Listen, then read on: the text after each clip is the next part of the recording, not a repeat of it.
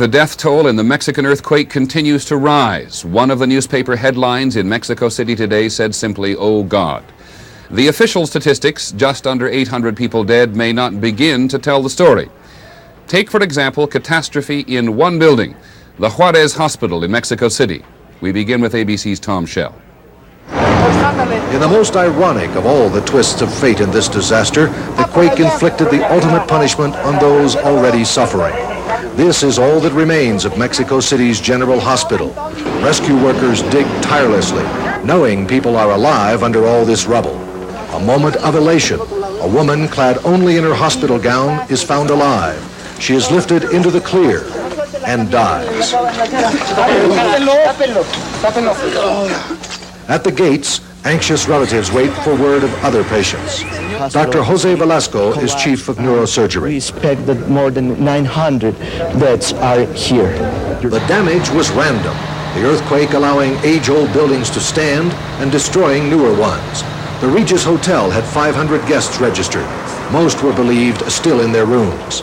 Just around the corner, a boarding school where rescue workers determined that at least 20 students are alive.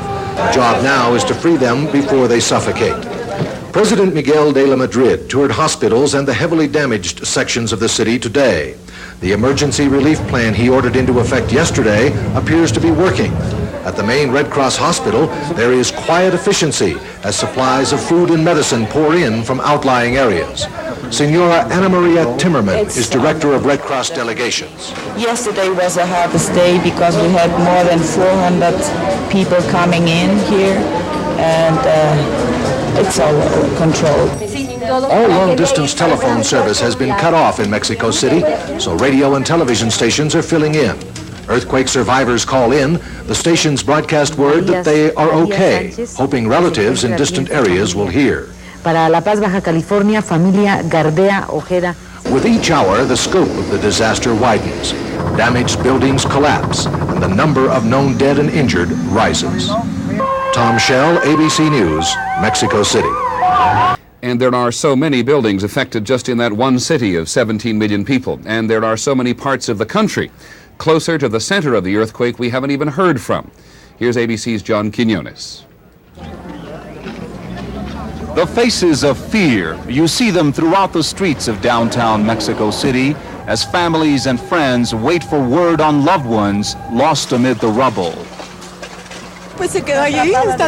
Justicia Garcia's 18-year-old sister is among 70 students trapped in the collapse of a school.